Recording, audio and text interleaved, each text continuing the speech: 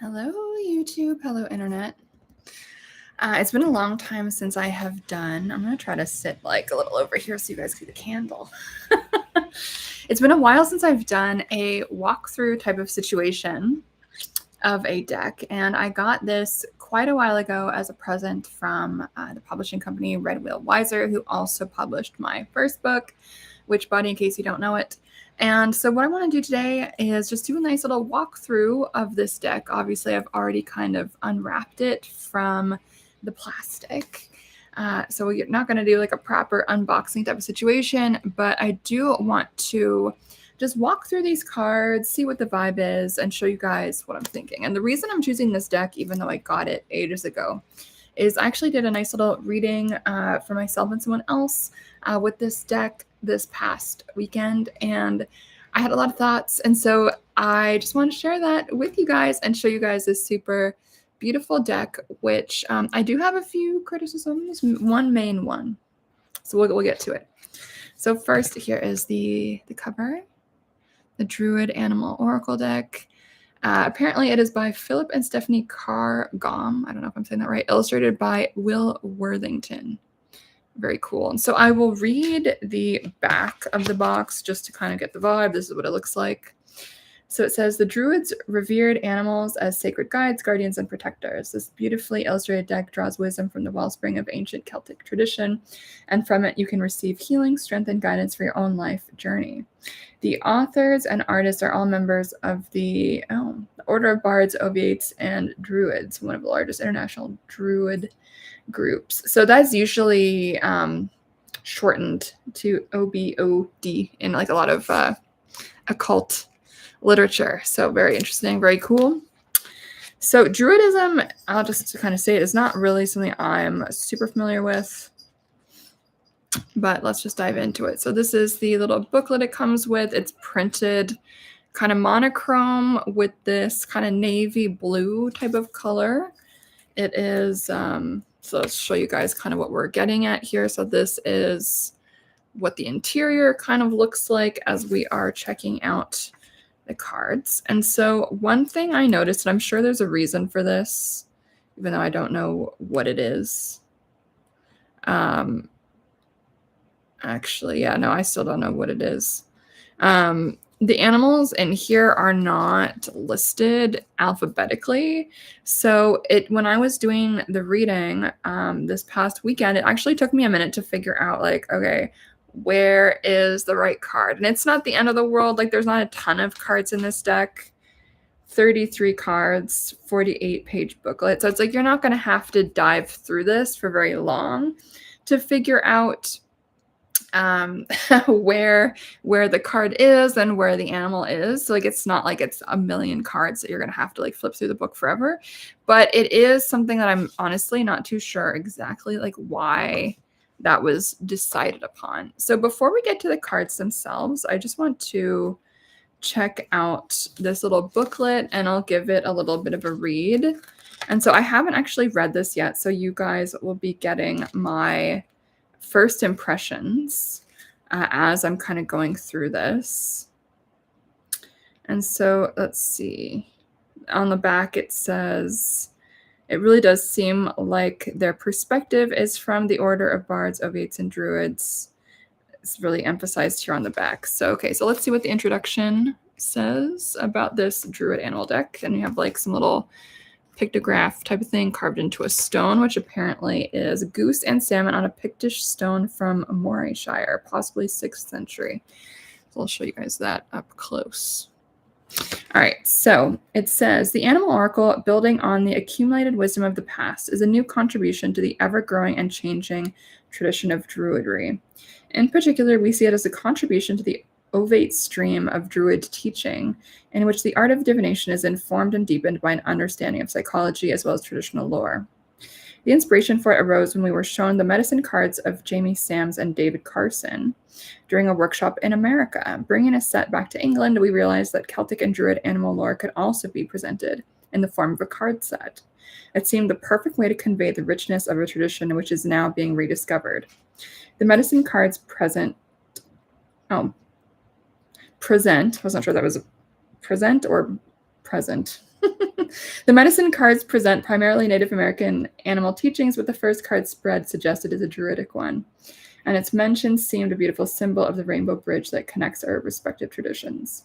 They have much in common: sacred circles, the honoring of directions, deep reverence for the natural world, a belief in animal guides, and an abiding sense that the land itself is sacred. There is even evidence that the Druids worked in sweat lodges, and we know that birds' feathers were used in ceremonial clothing and headdresses. When we were in America, some Native American teachers expressed the opinion that white people were taking their traditions from them just as they had taken the land. Quote, they should make connections with their own roots first, they told us. Then they can come to us if they like, but first let them make peace with their own ancestors, end quote. Once we can finally feel fully at home in our own indigenous tradition, then somehow it is easier for us to relate to other traditions. Coming from a secure, rooted base, we no longer have the feel of an outsider or predator, and we can transcend the divisions of race and culture to feel truly at home in all traditions with all of humanity. In recognition of the deep bonds that exist between the native traditions of all lands, we would like to offer this animal oracle as one means of helping people to connect to the richness of their spiritual heritage. The following pages present a summary of the Druid, Celtic, and traditional teachings concerning 29 animals and 4 dragons. Oh, I actually didn't know this had dragons. It's exciting. Traditional lore can be found on additional real and mythological animals, but we feel we have included the most important of them in our choice of 33. In addition to the 33 cards representing these animals, 3 blank cards, interesting, are included for you to add your own favorite animals. Should you find they're not among those in the deck, you might like to draw pictures of them on the blank cards. Interesting. I don't know how I feel about that. The cards have been drawn using the principles of sacred geometry, a science of great importance to the megalith building pre-Celtic Druids who employed it extensively in the building of stone circles. Each image incorporates the same use of pentagram, circle, and square. The border of the animal cards conveys a message in Ogham, the tree language of the Druids. I'll just show you guys just briefly. So every card has this like border type of thing. But the names of the animals are given in English and Gaelic, mostly Scottish, but with some Irish. Each animal has many different names in Gaelic. And we have tried to choose the most evocative. The keywords and interpretations for each animal have been derived from a reading of traditional lore associated with that creature. The interpretations should not be read as predictions, but should be used to provide words of advice and insights into the inner dynamics behind events. Far from encouraging fatalism, the interpretations should be used to empower you, to give insights that can help you correct imbalances and create more positive outcomes. The animals are presented in a sequence. Okay, this is what I was not sure about when I was looking at the book on the weekend. Presented in a sequence starting with the blackbird, who stands at the gateway, the place of beginnings, calling us to adventure and change, journeying to the 4 other oldest animals of stag, owl, eagle, and salmon. We come to know animals that lead us deeper into the other world through a cycle of personal change that leads to turning to the outer world again, the empowerment of the 4 dragons, and concluding card of the seal, the card of love and the necessity for choice in a world that is both joyous and challenging. Okay, that's interesting. So as I'm going to be showing you these cards, they are not in this order because I shuffled them over the weekend because I did a little reading with it. And so I had to shuffle it, and sorry, but that's just how it is. So we're not going to be doing it in a particular order, but just the order that it is in after it's been shuffled. Though I will kind of go through the entire book so you can see like what order they kind of want it to be in. And then we have a nice little poem type of thing. It's apparently a Scottish Gaelic blessing. Wisdom of serpent be thine, wisdom of raven be thine, wisdom of valiant eagle, voice of swan be thine, voice of honey be thine, voice of the son of the stars. So there you go. It's interesting. I should probably do a deep dive into this because obviously my last name is Scott. And so in case you guys don't know, my dad was born in England and the name Scott is an ethnic last name. So if we go back far enough, I suppose my heritage is Scottish. There we go. And so this is kind of what we're getting for each interpretation, just so we see. So we see in English, the name of the animal, and then in, I guess, some form of Gaelic, either Irish Gaelic or Scottish Gaelic, the pronunciation and the word, the keywords.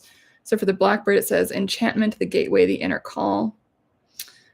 And then we have a meaning, and we also have a reverse meaning. And so it's kind of interesting to see that because I've not seen very many Oracle decks that actually do include a reverse meaning. So I do really like that this deck has done that because it's just so uncommon in Oracle decks. Like if anyone does know any other Oracle decks that specifically do include a reversal, please write it in the comments. Please write it in the chat because I personally have never seen that. As a tarot reader who really believes that we all need to be reading reversals, otherwise we are lazy and ignoring half of the meaning of a card. I am big on reversals, so it's really nice to see an Oracle deck do that. So I will go through this more in just a second, but I did want to just go through the cards with you guys, and in no particular order, we'll just kind of go through it. So this is the box. And for anyone who is here late, there's a little booklet it comes with, and then this is the kind of cover. And we see a nice full color image here of like a hawk or something. All right, and so this is the back of the cards. I don't love this. I wish this had been some kind of like sexier illustration because these are so beautiful. Why are we phoning it in on the back, you guys? Why? I mean, this just makes me sad. And so my other complaint before I show you guys the cards is how enormous this is.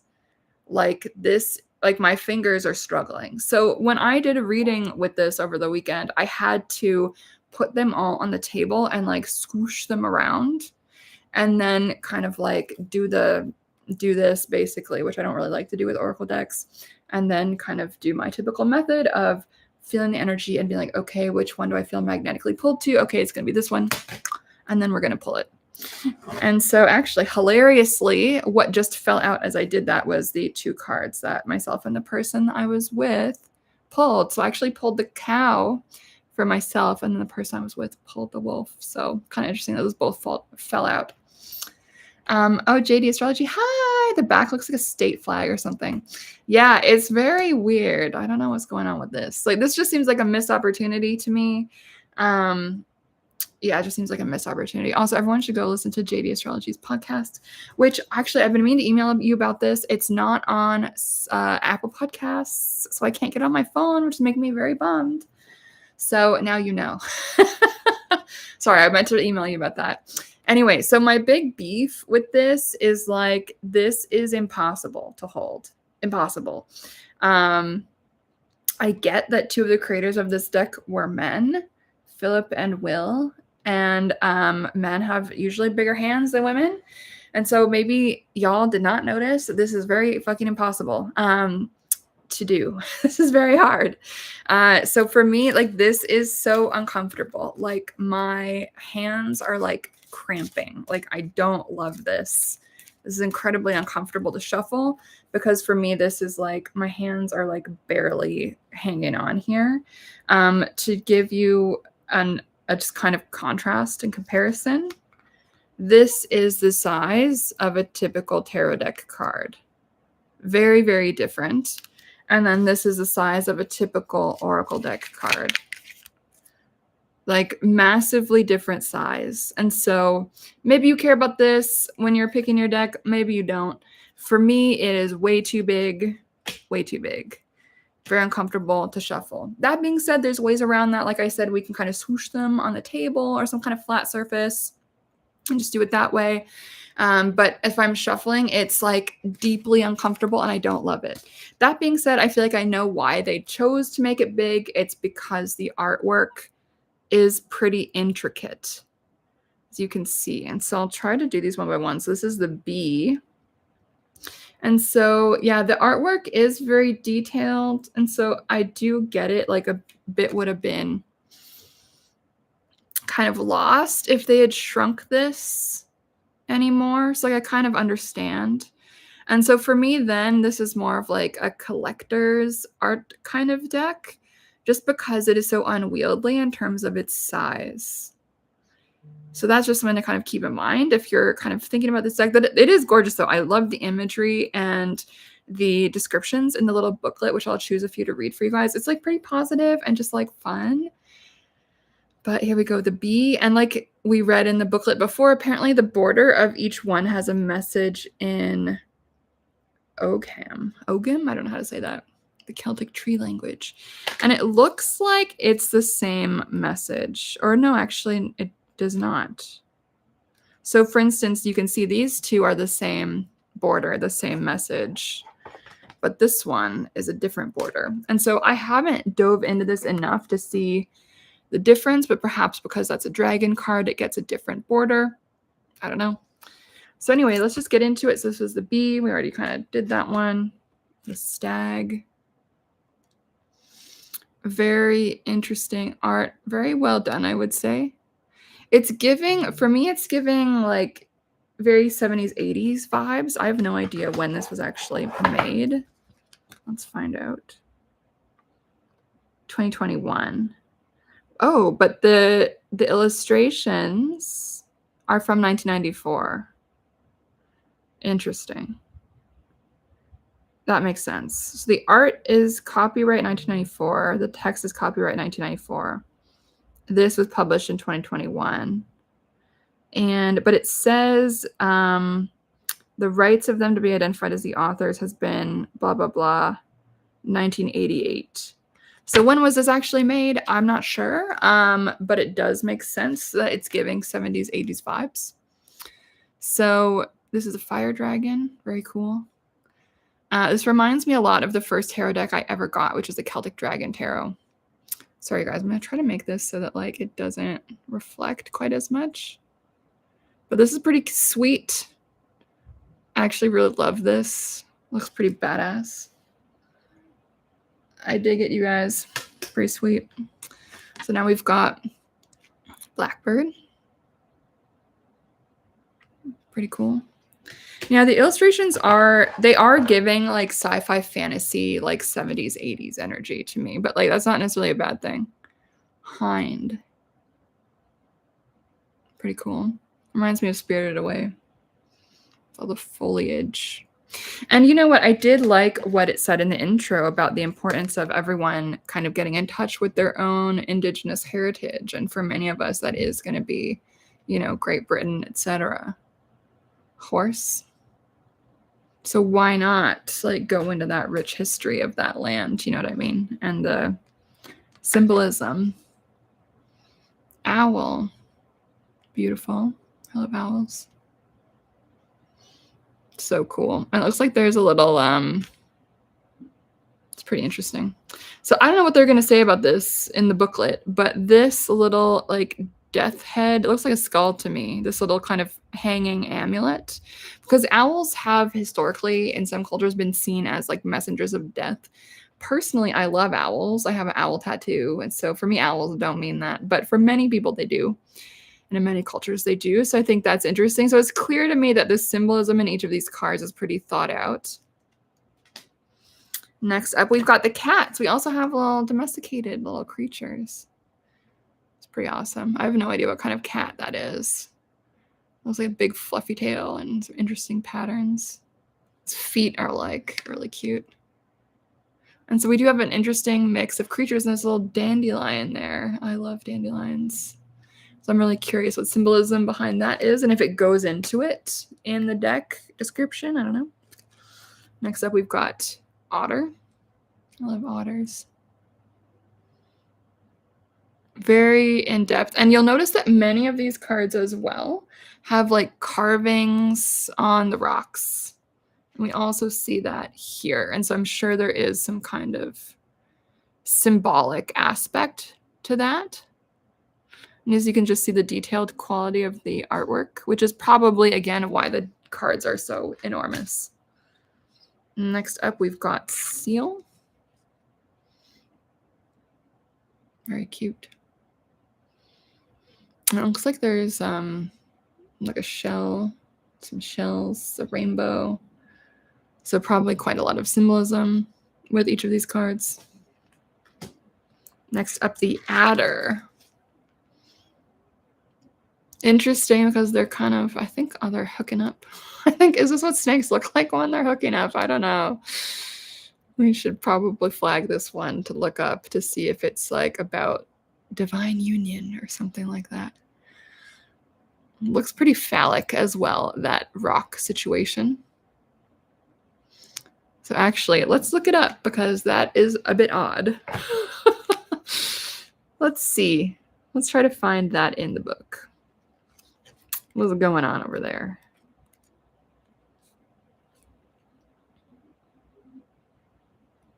Oh, actually, let's also look at the cat, because I just found that. Okay, so let's look at the cat first, because I just found it, and then we'll go to the adder. So, the cat. Here's what it says.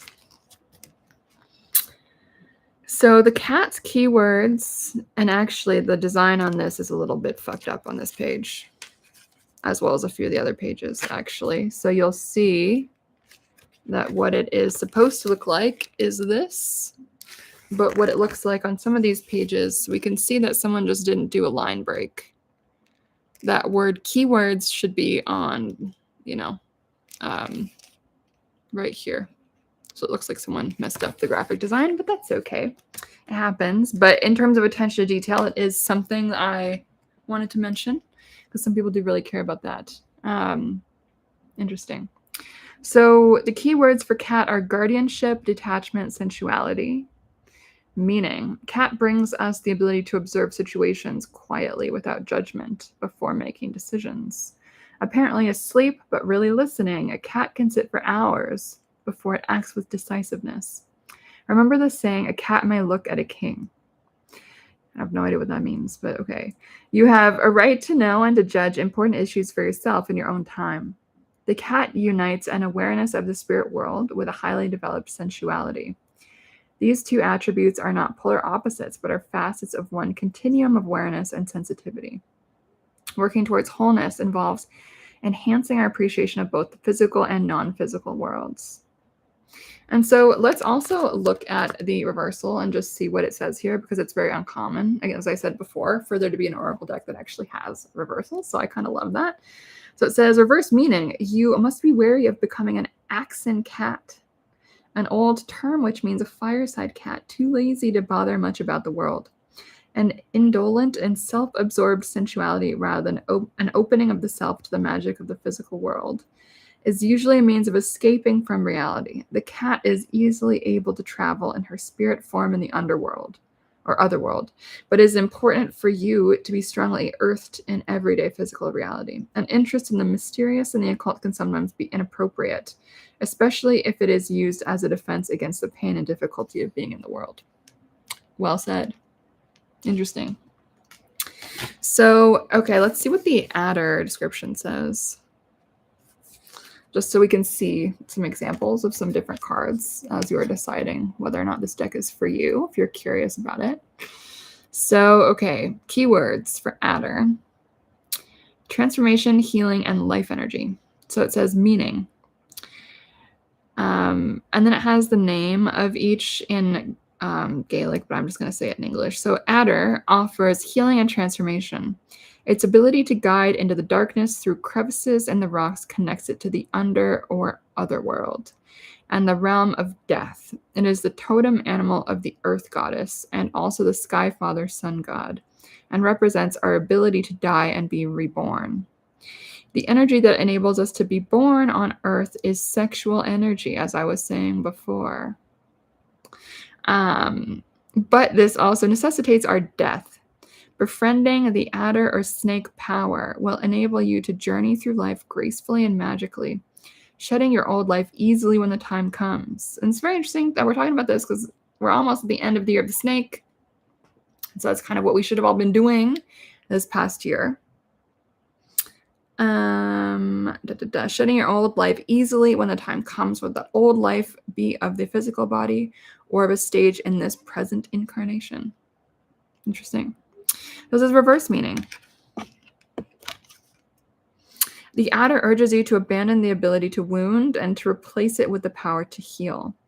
Although the snake is poisonous and has been used in Christian tradition as a symbol of evil, in the Druid and other traditions, it represents healing and the power of transformation.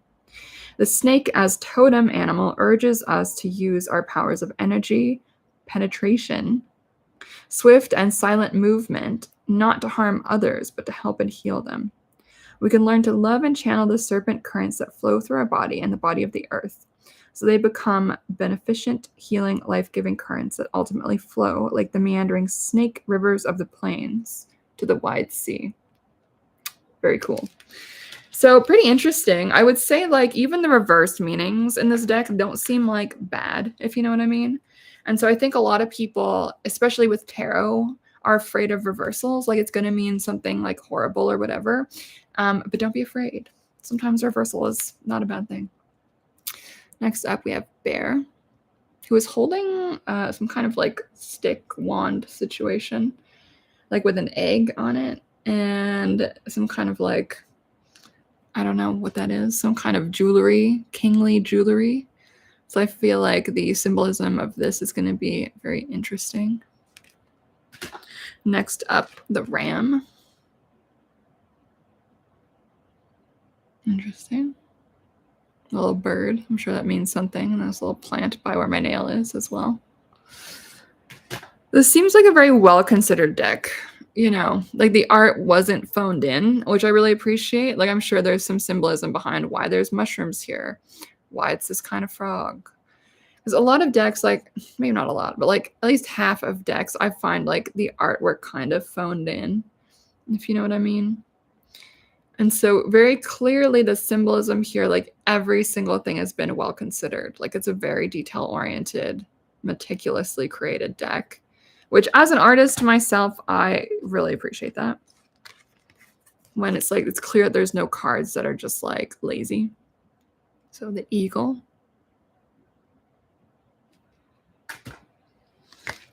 Raven.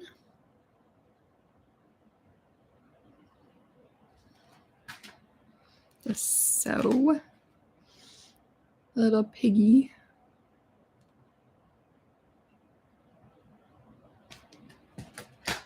Bull.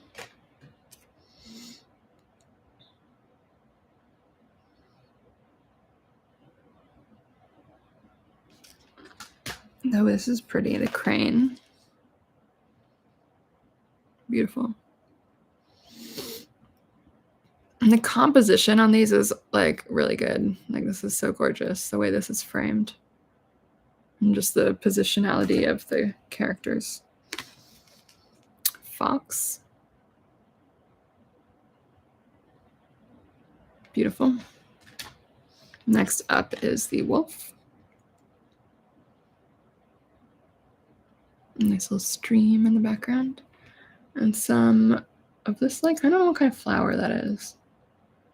But yeah, you'll notice that there is like different flowers in every one of them, and some of them have the stones with the carving of the animal, like to show, I guess, the ancient like glyphs or whatever. It's pretty cool. So another dragon card is the Air Dragon, and you'll notice that the dragon cards have a different border than the others, which I think is a nice touch. Pretty cool. And I do like this mixture of like traditional animals and dragons, because dragons are a really big part of the folklore of this region. And I love that that's being acknowledged and kind of blended together. Next up, the hare. Beautiful, like gorgeous image. I'm assuming that's like Stonehenge or something. I don't really know, but if anyone does know, let me know. Gorgeous imagery though, like very majestic and regal, the way that each of these animals is presented. And like, I love a beautifully illustrated deck. Like this is stunning. So I'm sure a lot of people might not exactly be super stoked to pull the salmon, if that is your animal card, the salmon, but like, look how gorgeous it is. I wouldn't even be mad because it's so beautiful. And I like that there's so many animals that a lot of people would overlook or just not think to, you know, consider as interesting. And so it says there's 3 of these blank cards. We just got 2 of them in a row. And so I'm probably just going to remove these because I am like too lazy. And I don't want to do that. I think it would bug me because apparently what you're supposed to do is to draw your own or to include your own. And for me, I'm like Virgo rising, so I'm a bit OCD. And so it would bug me that it's incongruous. and not the same. So that would bother me. So I'm not going to do that. Now we have the Earth Dragon.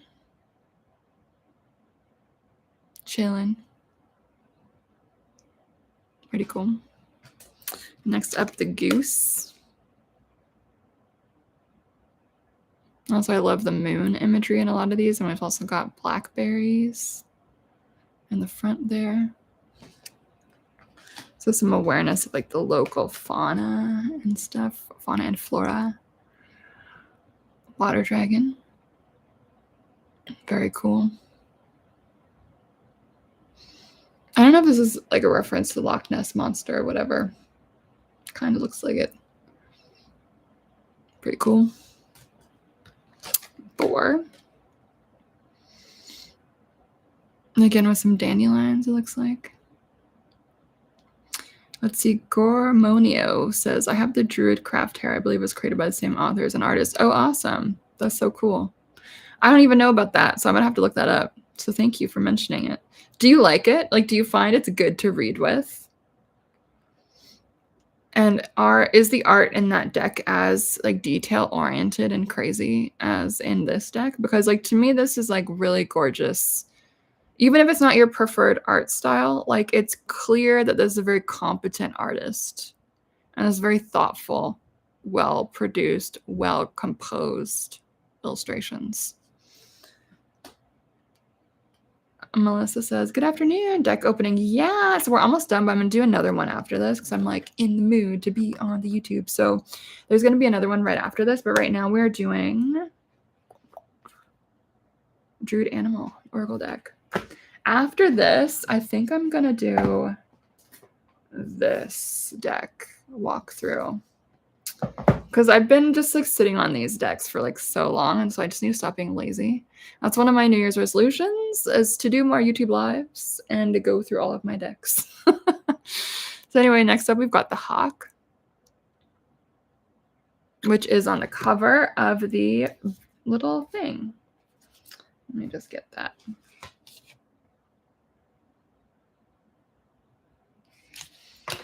So we've got the Hawk. We've also got Dog. I have no idea what kind of dog that is. Maybe a dog person can let me know. We've got some beautiful flowers here, which I'm sure also have symbolism. And let's see, Gormonio says, totally with my first deck, the cards seem to be the same size too. So I don't know how long you've been on here, Gormonio, but that was actually one of the things I was complaining about at the earlier end of this video was I find these too huge to shuffle with. Too huge. And so for me, this would not be like a regular working deck. This would be a deck that I would like swoosh around like on my bed to shuffle because my hands are not that big. The nails make it look bigger than it is. So when I was doing this reading, I was doing it with a man who was very tall, and he did not have any trouble shuffling these, but I was struggling. And so if you are a man, this is probably totally a fine size, especially if you are a larger gentleman. But for my fellow small-handed ladies, it's very hard to shuffle. So Gormonio, I'm really curious because for anyone who is just logging on, this is the difference in size. So this is a typical tarot card. It's like huge. Oh, Gormonio says, I heard some people cut the edges. That's interesting. I have never done that. I've never done that, probably because I'm a Virgo rising. So I just am so OCD about some things. Like it has to be the same. It has to be perfect. It has to be like da, da, da, da, da.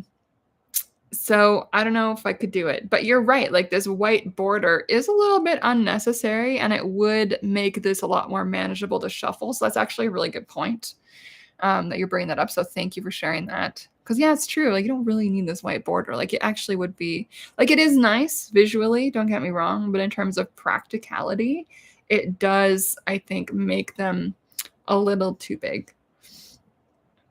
Melissa says, I used to hate big cards, but now I just cut the edges. Yeah. Yeah. You know, it's not a bad idea. I think it would break part of my heart though. You know, I don't know if I could do it. I don't know if I could bring myself to do it. Like, even though this deck was a gift from the publisher and like I wouldn't be out any money for like ruining it, like I feel like I don't know if I could do it, you guys. I don't know. I think it would give me a panic attack. Melissa says white borders are actually detrimental to my readings. Yeah, I hear you on that, because it's like this would be a lot more manageable in terms of shuffling if it was even like this is, let's say, a typical Oracle deck size. And so let's just see. So it would be a lot more similar. Actually, let me just use the other side so you can see the difference a bit easier. So hold on. So if we're putting this to the edge, one of the edges, that would be the difference. So honestly, yeah, it's a lot more similar to a typical Oracle deck size if you do cut off the white edges. It just depends. Are you going to have an aneurysm like me for doing that? Or are you like everyone else in the chat who thinks it's not a big deal? And it's not a big deal. I'm just weird. I know I'm the weird one in this situation. Melissa's saying, I removed the borders on my pagan otherworlds. It was a bit stressful, but glad I did. It's much more manageable now. Yeah. You know, it makes sense. Because like, if you do want to use this as a typical working deck or any other deck that is a bit oversized, like if the choice is use it or not, and cut it or not, like, and you do want to have it as a normal working deck, it does make sense to just cut it. Even though that makes me panicky.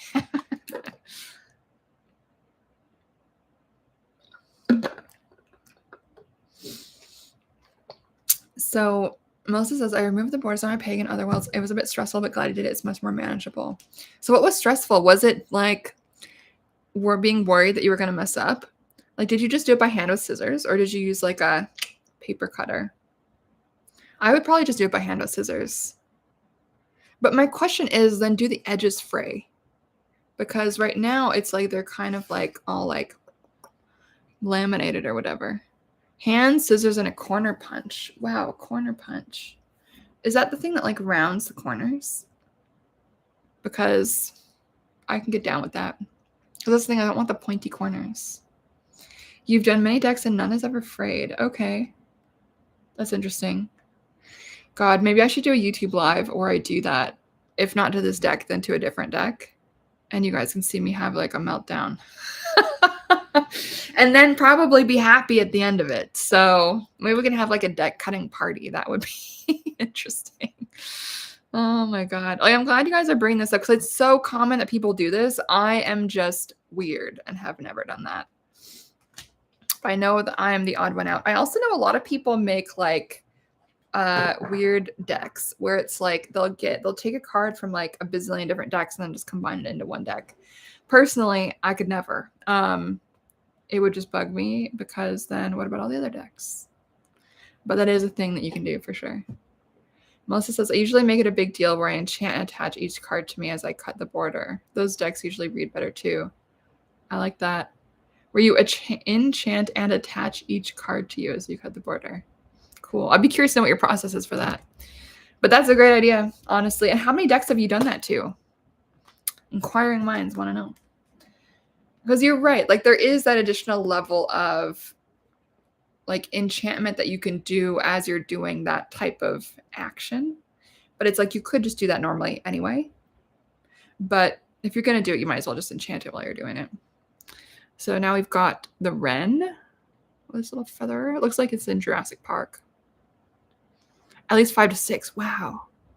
You've done some of your trusty friends who didn't want to do theirs. Oh my God. That's exciting. Yeah, fuck it. Maybe I should get a deck and just do that with it. Because there are some decks that I've gotten rid of and sold over the last year because they were too massive. So maybe I should have just done that. I don't know. But it was, it was good to clean house. Okay, and then there's going to be this other boring nothing card, which I don't love. The swan. Beautiful. But I don't know, why does it have... Oh, it has a necklace. I was like, why is this swan's neck being cut off? But it is not. That's a necklace. And some bubbles. That's cute. Tried on a copy. I wasn't trying a rare copy for the first time. Yeah, I don't know. Maybe I will. Maybe I won't. We'll see. Cow. So that's the deck, you guys. Not that many cards. They are pretty thick though. So I would not have thought that was only 33 cards, but it is 33 plus, I guess, 3 lazy cards or whatever, DIY. I understand the impulse to include that in a deck, but I just wish people wouldn't do that. Like, I get it, but like literally how many people are going to be doing that? I mean, let's be real. Let's be real. But I do like the deck overall. I think it's really cute. Beautiful. Don't love the back. Find this very boring. Missed opportunity. I'm sure this has some kind of symbolism as well. This deck seems incredibly well considered, but I do feel this was a missed opportunity and we could have a cool painting on the background. That's my opinion. Yeah, Melissa says not super into Oracle, but they look sweet and old school. Yeah, they do. And then someone else in the chat was saying that these artists, I think, according to them, made a tarot deck like this. Gormino, who seems to know a lot about this, says it might represent Awen.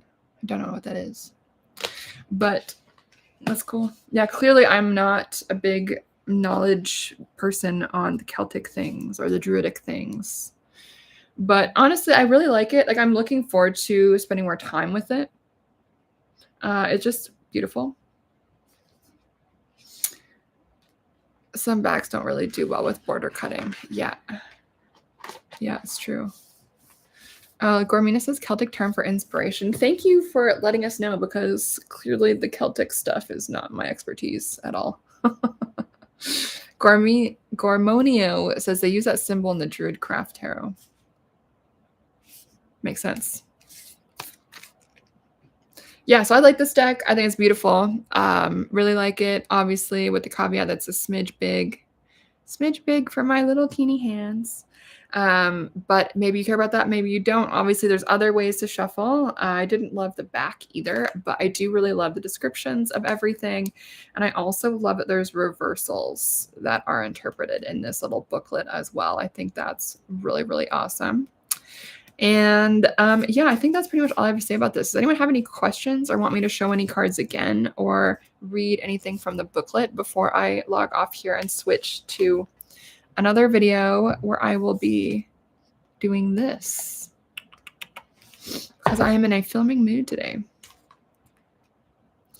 Yeah, and as Gormonio, sorry, I'm like merging all the words. Gormonio is talking about the Druid Craft Tarot. There we go. So if anyone is interested in these artists, apparently they have another deck as well, but it's tarot. Is this Oracle actually related to the Druid Tarot thing? They look so similar. Yeah, so Gormonio is just saying that it seems like it's the same team that has created that. So I'm actually not familiar with the Druid Tarot, but I wouldn't be surprised. Like, it makes sense. Why not do both? Like, why not have an Oracle deck and a tarot deck? Like, if everyone works well together and is kind of working within the same realm and worldview, why not? So yeah, pretty cool. I like it. Any other questions? If you want me to show any more cards or read any of the things. Melissa says, yeah, they probably look gorgeous when they work together. Yeah, I bet. So cool. And honestly, I respect anyone that makes any deck, because it is a lot of work. And it takes forever to do any artwork. So yeah, I respect it. So yeah, I really like it personally. I'm looking forward to reading with it more. I think it's a very friendly deck as well. So that's something to kind of keep in mind, because I know some people are very afraid of cards because they're afraid it's going to be something negative. But I would say if you're afraid of something negative, like, this is a really lovely deck, because everything I looked through, it did seem very inspirational, very positive, very like positive mindset, like where to draw your attention to for your growth type of vibes, as opposed to anything like fear mongering or scary. So I like it a lot. Honestly, I'm like really looking forward to it, reading more with it. So yeah, check it out. And let's see, Gormonio says Druidcraft gets a little in the planted animal symbolism depicted on the cards too. Cool. So if anyone is interested then in this kind of universe of thought and these type of vibes, it looks like this is going to be your go-to Oracle deck plus the Druid Craft Tarot deck that Gormonio was talking about. Unless this is like there's no numbers on it. Yeah, I like that too, to be honest. Yeah, like I understand why people do use numbers, but I also understand why people don't. Pros and cons for each. All right, y'all. So I am going to now stop this live, and I'm going to log on and do another live in literally like 2 minutes. And what we're going to do next is this one.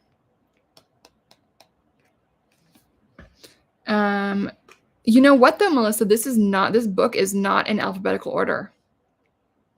And apparently there's a reason for that. Apparently, as I read earlier in the video, they were saying that basically it's supposed to be like the order of the animals as they progress or something.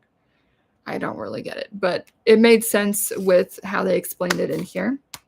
So clearly there's like a reason to it, which makes sense because this does seem like it's a very well-considered, well-researched, very like symbolically attuned and aware type of deck. Like it really doesn't seem like anything is unintentional with this. So there does seem to be a method to the madness, even though it was confusing to figure out like where the cards are. But at least on the plus side, there's not that many cards. There's only 33. So yeah, you're going to have to scroll through the book to find the animal that you're looking for, but at least it's not like 100 cards or something like that. Super interesting. Honestly, I like it. Would recommend, despite obviously the caveats I mentioned, but maybe you don't care about the non-existent back as well as the massiveness of the cards. On the plus side, it means that you can see the artwork a lot better. All right, so I'll see you guys in the next video, which is going to be live in about 2 seconds. I just have to blow my nose because I have allergies. And then I will be clicking live once more here on YouTube, and we will be going over the Wise Earth Medicine Tarot, which I have not really taken that much of a look at, but was gifted this a little while ago by the publisher, Wiser Books, which also, in case anyone doesn't know, is also the publisher of my first book, and all my books are like behind me here. Been trying to be better about that. Same publisher. I originally self-published it, but anyway, they decided to publish it. So now it is in the stores. And so they also published this, and I'm sure a lot of other decks that I'm going to be showing you guys over the next little while. All right, you guys, thank you for being here. Let me know in the comments if you think you're going to grab this deck, or if you already have it. Do you like it? What do you like about it? What do you not like about it? Is there any other decks that you want me to do a little walkthrough of? And I'll see you guys in 5 seconds to talk about this. All right, bye guys.